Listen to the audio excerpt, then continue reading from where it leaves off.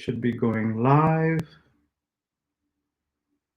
Okay, it says an error occurred on LinkedIn. So we're going to start again. Okay, I think we are live now.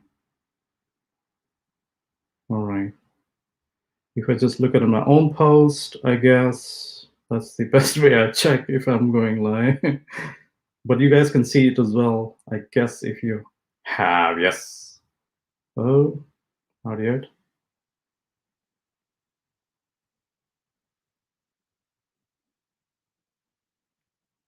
I'm not sure. Can you guys see Deepanjan? Can you see if you're live? That's just a quick check.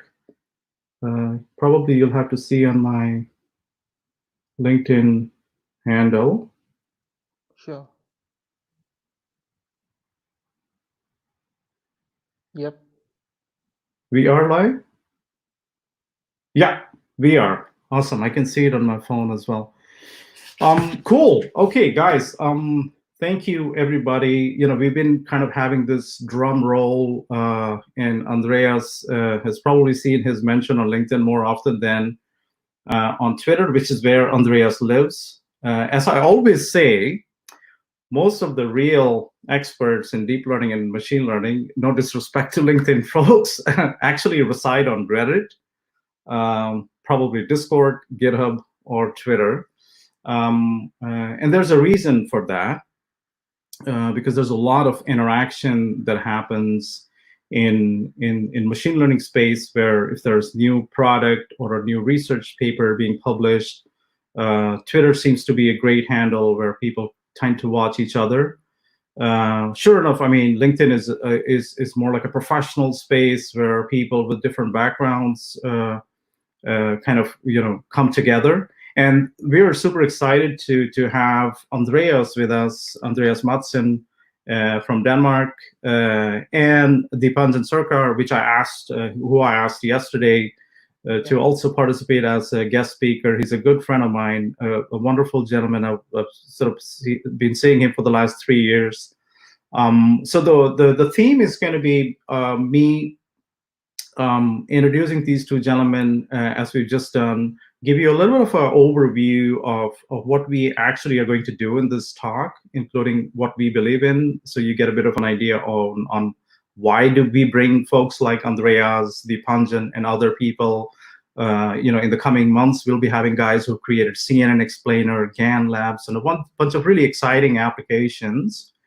And it's going to be like 5 minutes, and then I will sort of let Andreas introduce himself in detail and take you into this journey. So let me just kind of give you a bit of a perspective by sharing what we mean when we talk about research. And actually, what I wanted to do was to show you a Chrome tab, and I hope you guys can see this. So basically, what we are, so from a deepkapha's perspective, so I'm CEO and co-founder of deepkapha. Real AI is another company, and Live AI, which is this sort of a platform in which we bring education and workshops to you. People normally ask me this question, and I'm sure, you know, within Andreas's community in researching, and Deepanjan, who's also been a developer side and a software engineering side, is, well, how do I kind of participate in becoming an impactful a professional or researcher in AI, or which is machine learning or deep learning? So my understanding as to what has worked for us successfully is, so research is a huge domain. You can do research in a variety of areas and use really variety of tools. And similarly, sort of engineering as well. You know, engineering has been there for a long time, software development as well. But to make impact, what we always say, at least what I say, is that if you are sort of navigating into this domain and you're essentially kind of, you know, researching at the peripheries of your own interesting research, for all you know, you're doing some wonderful sort of, you know, yeast or you know, biomedical engineering, some other sort of really interesting study. But if it has not much affinity to machine learning or deep learning, it becomes very difficult for you to contribute and to participate in that field. As you come closer to these domains, so if you struggle, if you're here, you're in the yellow spot. And what we believe is, what we see is when you're kind of converging towards the center of research, engineering, and software development, that's where you start making a lot of difference. The reason why I'm kind of explaining this is because people ask me a lot of times when we are hiring or recruiting researchers or engineers or developers is that, well, I have a lot of engineering background, I have developed in Java, and then we keep asking questions, in which perspective have you worked with machine learning or deep learning applications? And if that answer is yes, then you're definitely closer into this domain. If the answer is no, then you're struggling around here. So that becomes a bit of a challenge. And so if you are in engineering, but doing things that actually don't have much to do with machine learning or deep learning, my advice is to try to move the ball towards the center, meaning your learning curve, and that makes a huge difference. And similarly, I have questions where we are hiring right now for software development because we're developing tools and interesting tools. And I'm sure you've seen things like what guys are developing right now, the backbone of GPT-3, all kinds of intuitive sort of, speak into your computer and it generates code, or just type something, it creates software code, HTML code, CSS, and all that work for you. It only happens when you are trying to understand how the models were built, whether GPT or BERT or all the other models, and essentially applying and doing software development. But if you say, well, I am a Golang developer, I have built some nice applications, but do not have affinity to, let's say, the center, which is machine learning here, then you will struggle.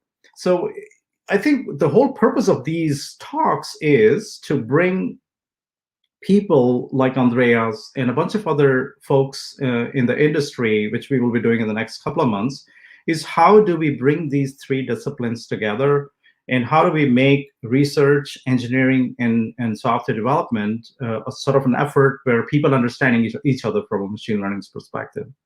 So that was a little bit of a sort of an introduction. Going a little bit deeper into recurrent neural network, as you may know, is it's a deep learning sort of big sort of cousin in the NLP field, which is much wider space, actually, if you ask me. And recurrent neural network have been used successfully to also generate, actually, like a precursor to what GPT or BERT are doing. I've used recurrent neural network in 3-4 years ago to generate sort of new textbooks and stuff like that, using bidirectional recurrent neural network. But for folks who are not familiar with NLP at large, recurrent neural network is a deep learning sort of family member in this whole NLP domain. And I think that is a field where Andreas is also going to be talking about. And without much ado, I want to now sort of sit back and enjoy this wonderful workshop Andreas is going to give.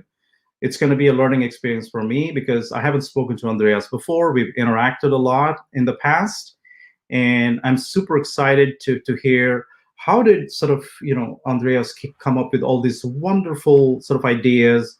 He's gone to publish on ICLR, and also NeurIPS, formerly NIPS. He's got a Spotlight Award for one of his works, and he and his co-authors have also gone to improve the work of DeepMind's, I think it was Nalu paper. So those are fascinating things. But like I said, let's hear from Andreas. And after Andreas is going to spend the next half hour, I think, or maybe more, depending on how much time he has, and if it's super exciting. And we're going to introduce quickly Dipanjan Sarkar, and Dipanjan and Andreas can now, after this wonderful workshop, they can interact with you guys. I will interact with you guys also, and we are going to answer your questions. So all in all, I'm expecting another 45 to 50 minutes of this wonderful conversation. And I want to hand over the floor to Andreas. Andreas, very happy to have you here. We obviously want to know you as a person, who you are. If you could just introduce yourself and take over and please give us a nice workshop on your textual heat maps. Thank you. Yes, so my name is Andreas, and I'm here to talk to you about textual heat maps. So I don't know if you can pull up my screen sharing. Yeah, there we go. There you go. And really what I want to do, like fundamentally with my research, is to make machine learning more socially responsible. And right now I'm very interested in sort of the dynamics between machine learning and, for example, our judicial system. which I think right now is really broken, and we will get to see that. Yeah, I can talk a bit more about me, but I think a good way to start is actually back in 2014 for me, because this is where my motivation for this really started. So I was at this conference here, and there was a bank presenting. It wasn't an academic conference. They were saying, well, we have developed this amazing machine learning model for predicting if our customer are able to pay back a loan. And of course, this being 2014 and a bank, you probably shouldn't trust anything, especially that it's amazing. But for sure, okay, it worked for them. And they were pretty happy about this. But they did mention that one small issue was that actually the customer-facing advisors, they didn't understand the trust model, and sometimes they would go against it. The presenter just sort of left it there.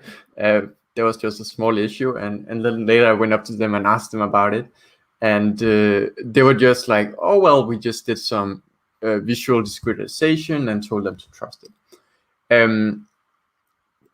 And I really thought, wow, they missed the point, because they have developed a model, and no matter if it's good or bad, their own bank advisors who are facing the customers and who have like master's degrees in economics, they don't understand it. They cannot explain it. And so when you're sitting there as a customer and asking for a loan, and like this person here with a financial degree just says, well, sorry, the computer says so. You cannot get a loan. I cannot tell you why. Like that is a huge problem. And it's something that's going to affect us all. And now, of course, it's no longer 2014. And so we have things like GDPR. And I think for a lot of people, GDPR is, well, annoying pop-ups on the web, and also some protection of your data. But it actually goes much further than that, and also gives you some right in terms of how can companies such as a bank actually use data. And so in particular, there's a couple of paragraphs, but in particular, I found the Article 13, paragraph 2, to be quite interesting. So I will try and less legal speech here, but what it says is the controllers, in this case a bank, provides a data subject, which is a delightful legal term for you as a customer, with the information necessary to ensure fair and transparent processing. Right. And so that certainly means that they have to be fair, okay, and transparent, yes. But then in particular, they say here regarding the existence of automated decision making, then in at least those cases, we have to provide meaningful information about the logic involved. Right. And so they actually do have to explain the model.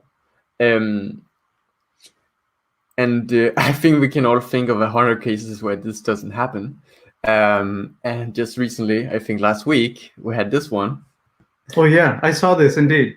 Yeah. I was like crazy, yeah. So meet the secret algorithm that keep a student out of college, right? So this is just an algorithm that has no transparency and no explainability.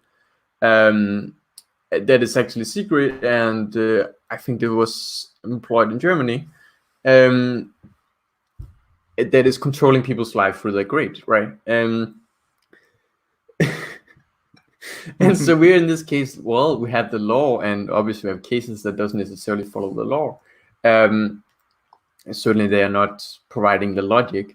But also there's the question of is it fair, right? And so, well, you would then maybe take this to the court, right? And then you would have to then explain the model retrospectively, right? The model was never designed to be explained, but you still have to explain. This is sort of where the link between our judicial system and machine learning is just broken, because right now we cannot explain machine learning. it is like slicing up a human brain, looking at every single neuron and asking, what is your favorite color? Like, we cannot do it. And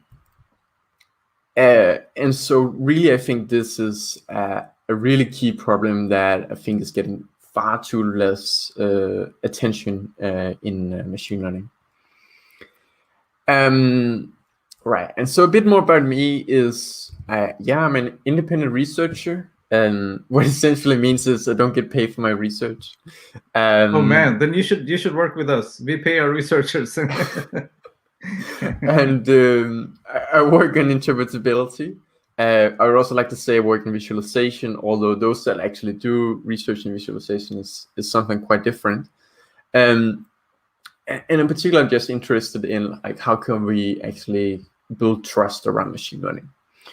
And then I also work as a freelancer where I do mathematical models, machine learning, all sorts of things. I'm a lot less picky. This is how I earn my money. And last year I was like 3 months as a freelancer and 7 months as a researcher. Just to give you an idea about how I split my time. And really, I think it gives me a lot of insight into sort of the dynamics between the industry and the dynamics between research. I do want to say, like, this is not how I want to live my life. It's pretty stressful, but it's a solution right now. Right. And so what we'll talk about today is, this textual interpretability or textual heat maps. And for me, this started in 2018, where I read this paper here called Nested LSTM. And while the content of the paper is not particularly important, just to understand, well, there's this thing here called LSTM for understanding text, and this is some improvement they made on this, and they claim that this has what they call a better long-term memorization. And the way they visualize this, or the way they like show that it has better memorization, is they do this kind of visualization here, where they visualize what is the activation of a single hidden unit. And then they show, well, okay, their version have higher activation than the base LSTM unit. And really, this is, in my honest opinion, bullshit. Like, you cannot make this kind of comparison, because a single hidden unit doesn't say anything about the whole network as a whole. And you can have a hidden unit that is only responsible for something that is short term. Right, but I thought this was a really interesting question, right? Like, so this doesn't work for saying something about memorization, but then how can we actually do that? And this is where my paper comes in and tries to answer this, visualizing memorization in RNNs. And I published this in Distill, and Distill is really a super nice journal that allows me as an author to develop these kind of interactive visualization. Really what they've done is they say, well, what if PDFs and paper is not the way? What if we embrace the web platform? And we can create these visualizations then. So the first thought for me was, well, what they typically do in these kind of papers is that they use something called Chinese poetry generation or pen tree bank. And this is really problematic to get sort of intuition about, because it requires you as a reader to be very familiar with, for example, Chinese poetry, which most of us are not. They're nice from sort of a mathematical and linguistic point of view, but they're not very easy to interpret and have an intuition about. So I designed this data set here called autocomplete, which is essentially something you're all familiar with from the phone, where you type the characters and then it tries to finish the word by predicting the word. And there's sort of two components to this, right? So, for example, as it types parts now, it's guessing that is part once it gets a few characters. But then we also have, for example, Africa here, right?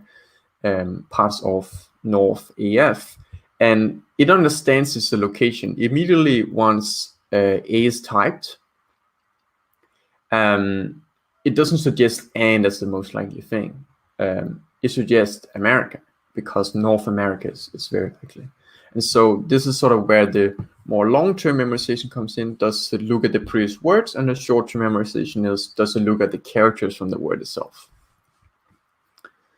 Right. And so then the way I wanted to frame this is really, what are the important parts of the input for making this prediction? Is it the characters from the word itself, or is it the previous words? And this is the only math I'll show today. The way I did this was I computed the gradients between the side output and the input. And really what this gives you is sort of a sensitivity measure. So you're saying, well, if I change this character here, how much is that going to affect the output? And this is called a connectivity score. Later I've learned in computer vision, this is actually something that is done. And we will talk about this. At the time, I didn't know about that field. So I call it connectivity. They call it an importance measure. But yeah, really it's like, okay, if you change this character here, how is it going to affect output? And so this brings us sort of to the main slide, which is an interactive view here. So now I'm actually controlling the cursor and using interact. And what it does is that for each character, we are asking this question here: what were the important parts of the input for making the prediction? And so we can look, for example, at the first G here, and it suggests government, so context, the formal study of government. This somewhat makes sense, although it's not really what we want. And then as we continue to type in more and more characters, so now we type in gram, then it does understand that it should be grammar. Well, we can go on like this and type in our characters. And then once we get to the second occurrence of grammar, is where it gets more interesting. So already here, we now see that the GRU model is actually able to now predict grammar as when it just had the G, right? And so this is because it has much more context, right? It's seeing everything that was typed previously from context to the second occurrence of the grammar here. But in particular, we see that it's highlighting the first occurrence of grammar. So it somehow has learned that if a word appears once, it's probably likely to appear again. While in the LSTM case here, we see that it doesn't really have the same kind of contextual understanding.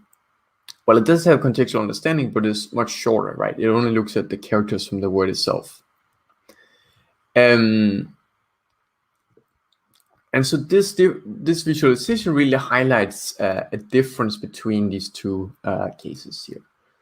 And so I want to be clear that I'm in no way suggesting that I think GRU is better long-term memorization than LSTM. I think this is very specific to this particular data set and these particular seeds of which these models were initialized, right? But when you do deploy a model, right, like the order grader, you have a particular model, right? You're not looking at the architecture, you're looking at the actual model that was deployed. And so then this kind of comparisons do make sense. Right. And so I think the central point here when you create this kind of visualization is, I think intuition is developed from a feedback loop. And in particular, I think that interactive visualization provides a really good feedback loop, because like we were just going through it, right? You could probably come up with some of these conclusions yourself without really knowing anything. Just because when you're looking at the data, you're immediately asking yourself questions, consciously or subconsciously, and you're exploring to answer those. And having this kind of like fast interactive visualization really gives a very tight feedback loop, and I think that is central for the intuition. Right. And so now we get to the really important part, which is confirmation bias, because okay, we can develop this intuition through visualization, but there's one major issue, and that is our brain, really.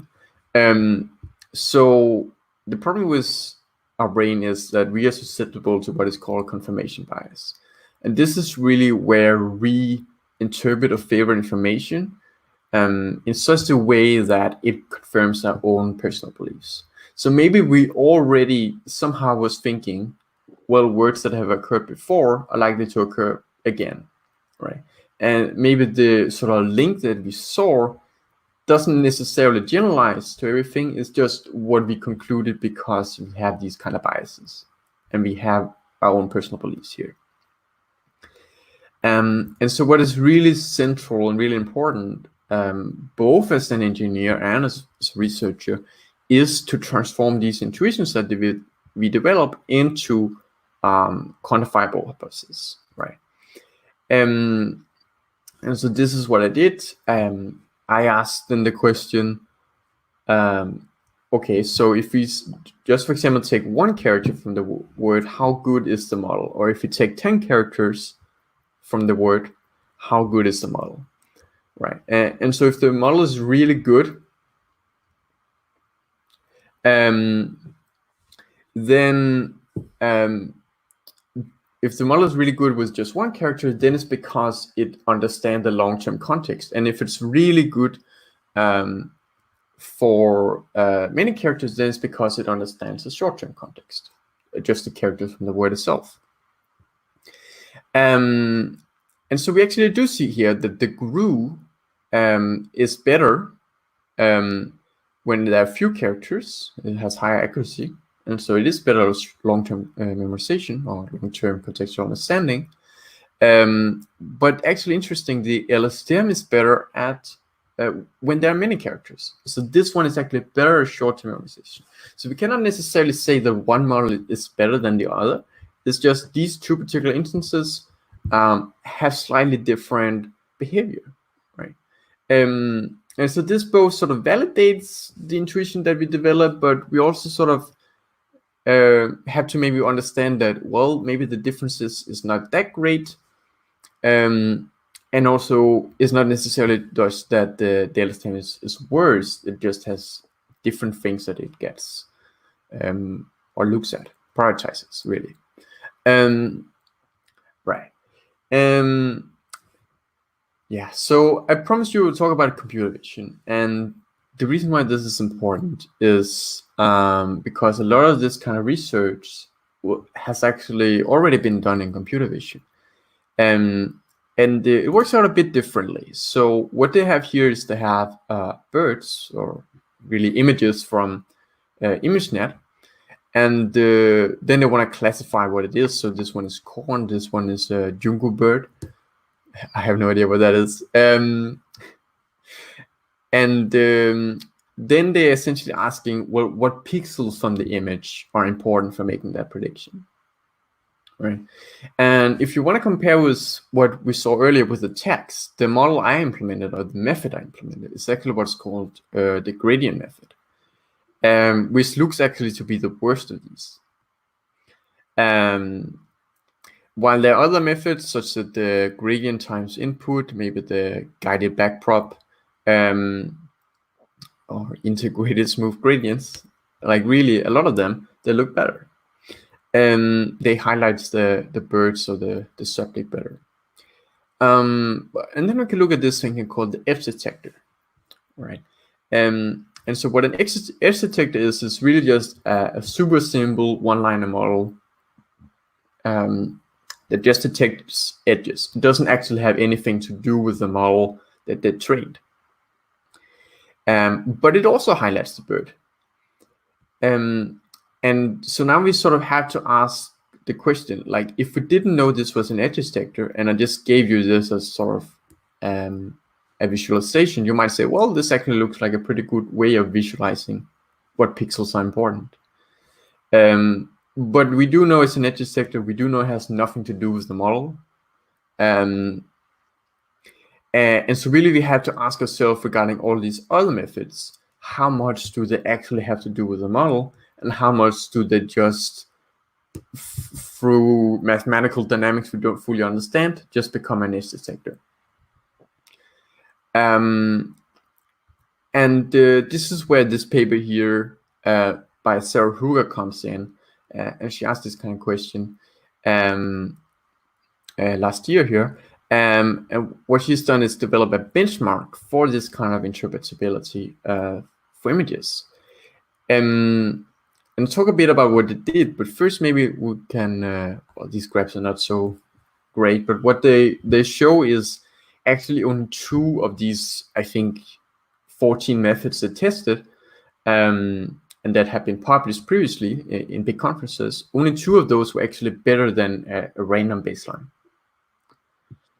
And so the way they did this is they essentially say, well, if the method says these pixels are important, then if we create a new data set where all the important pixels were removed and we train a new model, then that model should be a lot worse.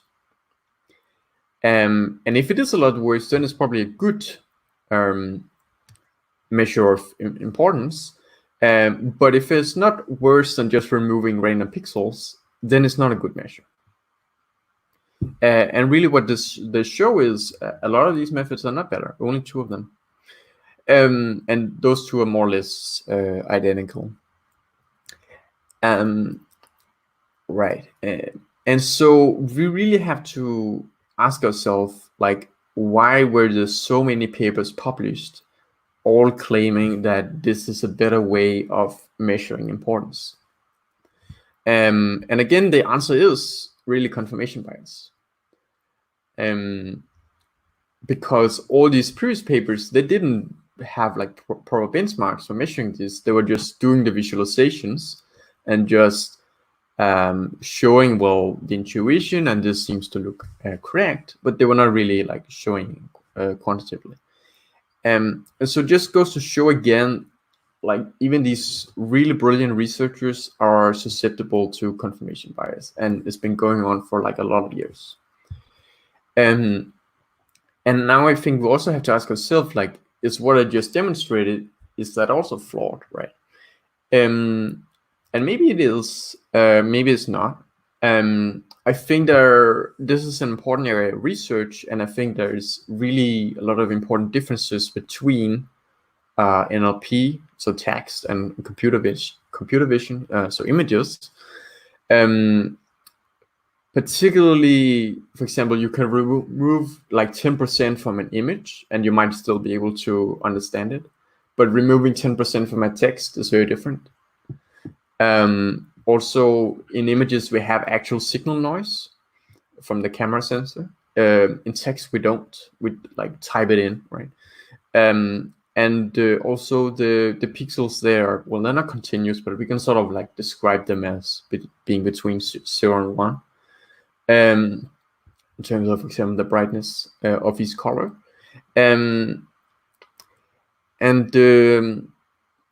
While in text, you cannot really like say something between A and B. It's either the character A or it's the character B. And so this is really where I want to like encourage more research into the field of these kind of textual visualizations. And I want to do this by making these kind of interactive visualizations easier for researchers to produce. Because I've seen a lot of researchers, and to be frank, a lot of researchers are not that great at programming. And particularly if you ask them to make like a web application, like I just showed you before, they're gonna think they will die. So I've made this Python module here, which is really just 3 lines of code you can put in Jupyter or Google Colab, which are popular research tools. And it's gonna give you this interactive visualization directly in the browser. And so you really just import the Python module, you set up some properties, and then you set the data. And what is important here is this is really just a plotting tool. So you are in control of what are the tokens, how do we represent text, how do we measure importance. And so I want to give you a very different example here where I use this tool. My cursor here just disappeared. Here it is. So this is a BERT, which many researchers will be familiar with. And really what it can do is you can sort of mask a word. So for example, you can hide study, and you can ask it, please predict study. It can do a lot of other things, but this is sort of the very basics of it. So we can sort of go through each of these words here, and we can hide each word, and then we can ask it to predict it. And then we can again ask this question here, what were the most important inputs in making this prediction? And so again, we can look at grammar, for example, and we can now, so BERT is a bit different from before in that it sees the entire text, not just the text that came before. And so it can actually look at grammar, the sectional curves of grammar here. It can also look at language, for example, which really gives you some insight. And it actually suggests grammar immediately. And again, we can look at the second occurrence of grammar, and this one also suggests grammar. And here I'm then comparing two different models, BERT and DistilBERT. But you can really choose whatever you want. Yeah, and as I said, like you can control these, how the tokens are made very specifically. So for example, linguist here is actually 2 tokens. With linguist is the stem form, and then it has S, which is a separate token. Right, and so I think this is going to give researchers a lot of flexibility. Also, before, the spaces were actually sensitive, like you could highlight them, and it would predict the next word. But in this case, spaces are not part of the model. Right, and so I mean, I want researchers and engineers in the industry and also in academia to really use these kind of ways to explain models that I just demonstrated, but also really be hyper aware of this confirmation bias. Because like without that, and you have seen all these papers that have been published, maybe I should have shown like all of them. That's a lot. It is really embarrassing, like how bad we, even as like really careful researchers, are at this. And so you always need to transform whatever intuition you make into a quantifiable hypothesis. Yeah, so I want to end up with the links here. So the slides are available here. This is actually just a browser in Chrome. And then the Python module I wrote here. And we can also go back and look at the other slides. But I'll leave up to Terry and Jispanjan. Okay, this is wonderful. I think you summarized it very well. The depths obviously intrigue us, and we definitely want to keep good time to sort of educate people. I was looking at the questions. I realized some people are not familiar with RNN, so we were struggling with what is LST and what is GRU. So we'll answer that question as well. If it's no problem, if you don't worry, if you haven't ever sort of played with the deep learning models like GRU and all these other sort of little families of RNN. I think it's really fascinating. There are a few questions, but maybe to give Dipanjan also an introduction. Before we do that, actually, Andreas, I think a question which might be good for people to also know is, that is one thing that you have your intuition, okay? So you take your intuition, you want to kind of solve this problem, you look at what the other researchers are doing. A lot of people are into some rabbit hole and they keep digging. And it's great because the reviewers will approve it, because the rabbit hole is full of all Google or Facebook researchers, no offense. So the party is very great, but the question is it intuitive enough? Is it really a research which people would love?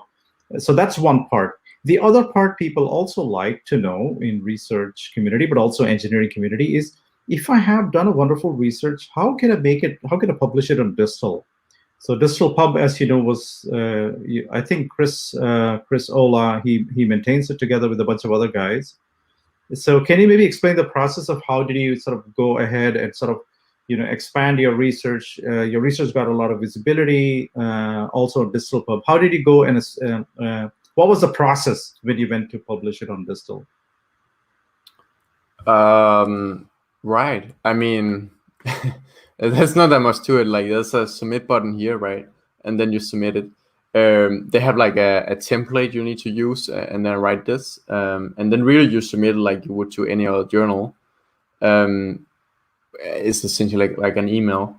And then the committee there is gonna like look at it. And actually I was rejected twice from this. Still, it's a really hard journal to get published in.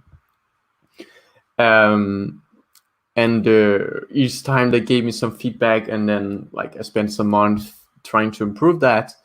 And then I submitted again, was rejected again, and then the third time they then said, okay, this is actually pretty good. And they did also encourage me in the start. They said like this was one of the best visualizations I'd seen, but other parts of the paper were not that great. And then I guess with any other journal really, or conference for that matter, like then you go through the peer review, you get free anonymous peer reviewers, although for this they can actually choose to disclose what their name is.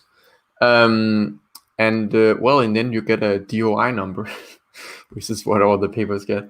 This is how you know it's real. Yeah. Perfect. Wonderful. So obviously it's a tedious process. It's a long process. And the key is to continue to kind of keep sort of going strong with your research. Maybe now I think I'm sure Dipanjan has questions for you. I would like him to sort of spend some time talking to you. I don't know, Dipanjan, I'm sure you collected some thoughts in your head. Sure. So please go ahead. So obviously we want to get to know you, audience. I think a lot of folks know you already from our sort of Indian subcontinent. You presented on several occasions on NLP workshops across India, the whole, I guess even outside India. So maybe a quick introduction and then a Q&A with Andreas before we jump into answering a few questions here.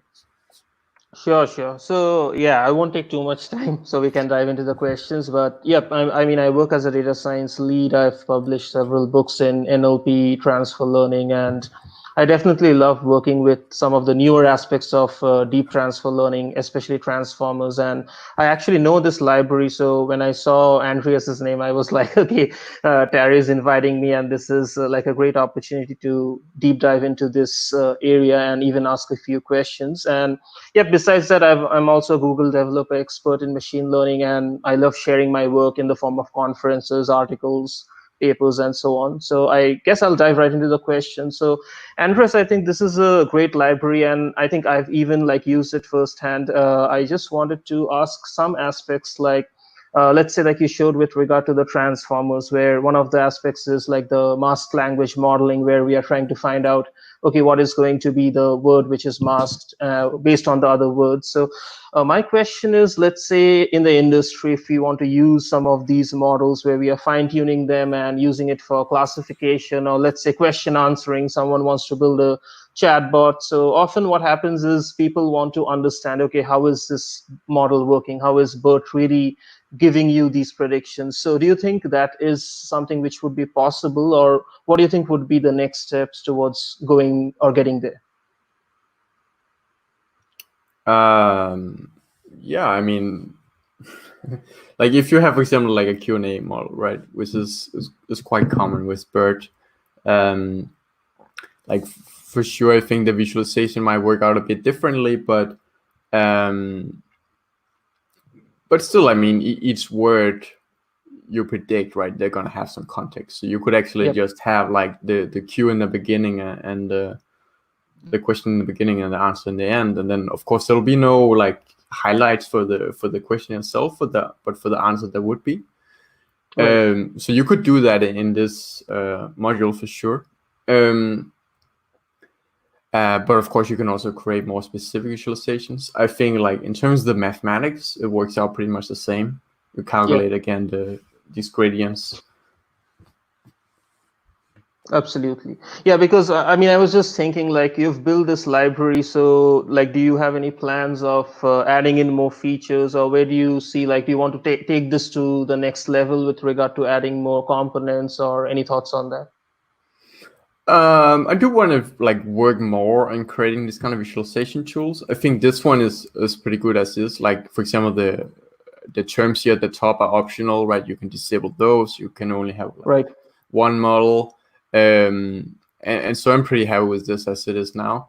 But yeah, I definitely want to like create more modules in the future for doing this kind of thing. Yeah, for example, like translation models, I think might not fit completely into this. Might not? It might not, yeah, because like you really have like two different inputs, right? Yeah. Definitely. Yeah. I mean, those additions I think would be really great to the community, because I guess, I mean, wherever, even if I'm giving some session on BERT, one of the questions is, how do you explain this to your boss? So I guess that is something which is definitely, I guess the whole interpretability aspect is becoming more and more important. So, yep, I think this is good to know. Another question I think which we are seeing frequently, even in the chat, is with regard to the whole families of recurrent neural networks, LSTMs, GRUs. Now, I know for a fact that I've used these models, and in many cases, I've seen that obviously GRUs are faster, and in many cases, they do give a better performance. But is there any kind of conclusion? I know, again, I mean, I'm pretty sure I know the answer here, but do we have any kind of recommendations here as to which models work best, or in what scenarios I might choose one over the other? No, I mean, I don't think so. Like, I think this is really a part where we don't really understand it. And actually wish more research would be done into it. But also I think like we actually have theorems in machine learning, such as the no free lunch theorem, right? Free lunch, yeah. Which is literally mathematics that says that there will never be like a case where one model is always better than the other. Yep, I guess that answers that question. Cool. Wonderful. Thank you, Dipanjan. This is great. I'll just kind of quickly jump into a few questions. Maybe ask Andreas if you can answer this question. You can see it on the what is the screen. difference between RNN, LSTM, and GRU? Yeah. Feedback. So actually, so for the distill, you actually do need to like give sort of a very general explanation of these things to get published. Like a lot of papers say sort of, well, you need to have read these 20 papers before to understand anything, but they don't actually say it. But distill really wants like not just to visualize things, but to explain things well, right?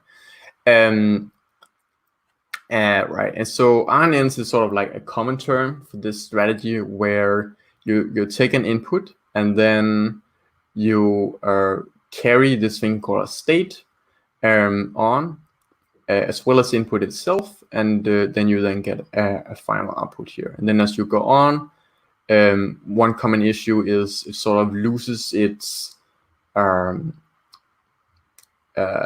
memory of what was in the beginning, because there's been more and more steps in between. And so LSTM and GRU are really just two different approaches to solving that, by having some kind of memory, they call it. And I don't think we'll go into the specific mathematics here, but really they try and like solve this kind of fading problem, which is called a vanishing gradient problem. Yeah. And the exploding gradients as well. So basically, Yeah. the whole idea is you have those 4 quadrants, Paritosh and other guys, and I think you definitely have, you ignore the negative quadrant, and that's on the vanishing gradient side. You could use all kinds of, you have, for example, gated recurrent unit. You create all kinds of gates to try to sort of, hold on to the memory, because on long term, it's very difficult to keep to retain the memory on the temporal on temporal basis. So it becomes difficult to kind of retain that information, specifically when it's textual. So all these tricks like GRU and RNN kind of, give you a bit of a more like a sort of, way to retain that memory with input gates and forget gates and those kind of things. Cool. Let me just try to see if there is, yeah, maybe this is also for you. Or maybe let me ask, Dipanjan, do you want to take a shot at this?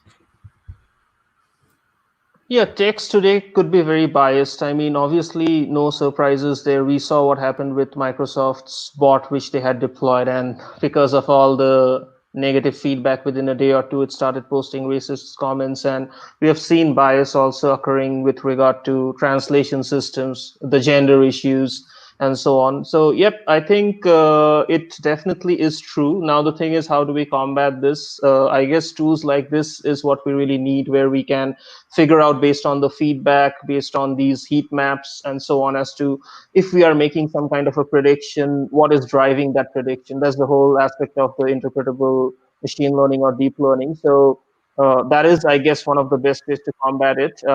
Any alternate methods so far? I mean, honestly, I don't know. And I guess we are just getting started in this whole journey of explainable AI, but I guess there's a long way to go from here. Yeah, I do want to say, like, confirmation bias in my talk here has not been about models or data. It has been about really psychology of our own minds, which is also an issue. But of course, I mean, there's also lots of other bias issues, right? I think Wikipedia has like a list of 100 different bias issues you can have. Right. Absolutely. Absolutely. How about this? You want to take this, Andreas? How does the future for explainability and interpretability in NLP look like? Do you expect a surge of interest from big players like Amazon and Google? I think like Google is really one of the front runners of this. So they have what they call the peer group, people-centric AI research. And they are actually the ones who have published some of the papers showed here, for example, the benchmark papers, I think. So I actually think like they're doing a reasonably good job. And actually, I wish there would be more research around this in academia. I think actually the industry is leading this right now. Cool. Thank you. Let me just see if maybe Dipanjan, last question. And we are coming. We have another 4 minutes, and then we can shut down. Sure.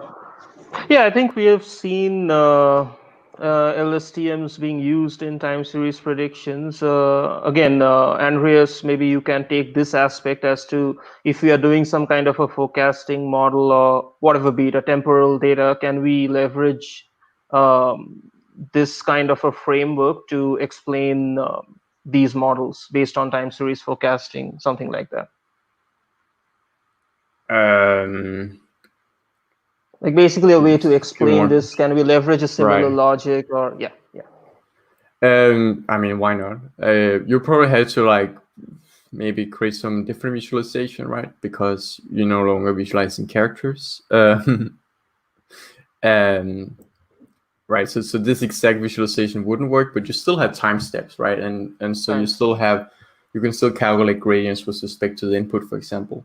That'll work fine. Maybe we can get like specific time slices which are really leading to the model making that specific prediction and so on. So yeah. Yeah. Wonderful. I guess maybe we can come to a close, and then me and the speakers can have a little bit outside the broadcast studio, a bit of a chat. I think the final sort of, first of all, great, wonderful. I think, Andreas, I'm really excited to have you on this talk. It was a wonderful workshop. I'm sure these links, guys, is all available. It's not like, all the presentations, his paper, and you can reach out to Andreas, whether on Twitter. I'm not sure if you use LinkedIn, but in any case, you have Andreas's email address, and you can tweet, and you can connect with Andreas. I think what I wanted to also say is one aspect which I'm lately following, and I don't know if it's interests you guys as well, including the audience, is the hardware sort of innovation that is happening. Just yesterday, this UK company that has actually come up with a new model called, I don't know, they call it Colossus Intelligent Processing Units. The company's name is GraphCore. They were already sort of coming up with supercomputer that are exceeding the capacity in terms of computation capability that companies like NVIDIA have had. And on the other side, then I'm looking at, sure enough, there is one way to go and start going to that first trillion sort of parameter search. Right now, I think it's a few hundred billion, the last GPT did. So is that the way to go? Or are there better? So on hardware side, definitely there has to be innovation. You cannot expect that your investments keep going because you're going on that hundreds of billions or maybe trillions of parameter search, because that would be a very wrong way to kind of, not only ecologically, but also I think intellectually, it sort of doesn't fit into the idea of how human brain is constructed and how we reason. So I think it's going to be really interesting times. GraphCore, a company called Cerebras, also has a pretty big sort of, they came up with a big sort of wafer architecture.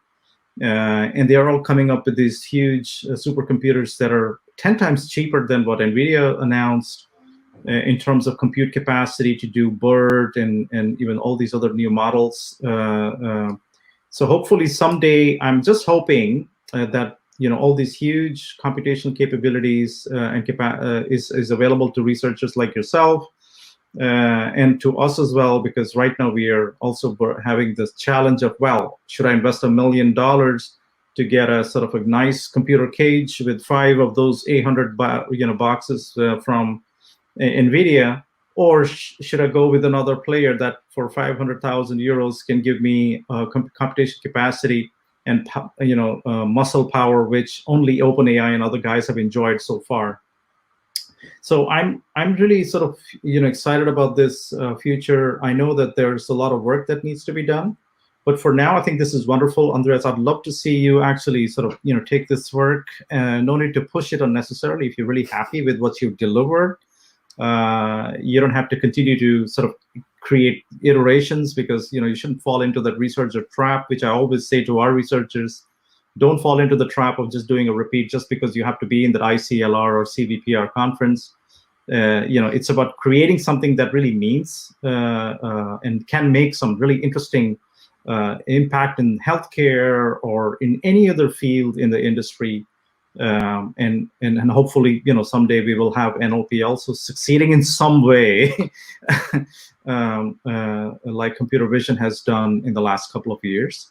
So wonderful. Thank you so much. I will sort of still leave you two with your last thoughts, what you have to say to the audience. Maybe just 1 or 2 sentences, starting with Andreas and then with ending with Deepanjan. Last thoughts, because I see questions keep coming, but we'll answer these questions maybe later, guys. Hello. Well, I mean, I don't have much to say. Just I think I talked enough. Just thanks for watching. If you want to reach out to me, all my contacts is on andreasmadsen.github.io, LinkedIn, Twitter, whatever, email. And, wonderful. Yeah, you don't need to hesitate so much. I get a lot of emails. Great, wonderful. Deepanjan, last thoughts.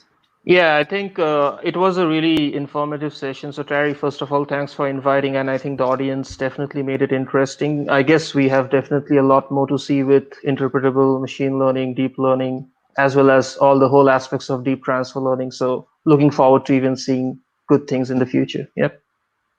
Awesome. Thank you once again, guys. And we're going to go offline. We'll end the broadcast. You two, if you guys can just stay on, we'll have a just quick sort of chat before we sign Sure. off. Thanks, everybody. Bye-bye. Thanks Bye. a lot, everyone. Have fun. Have fun. Take care. Have a good weekend.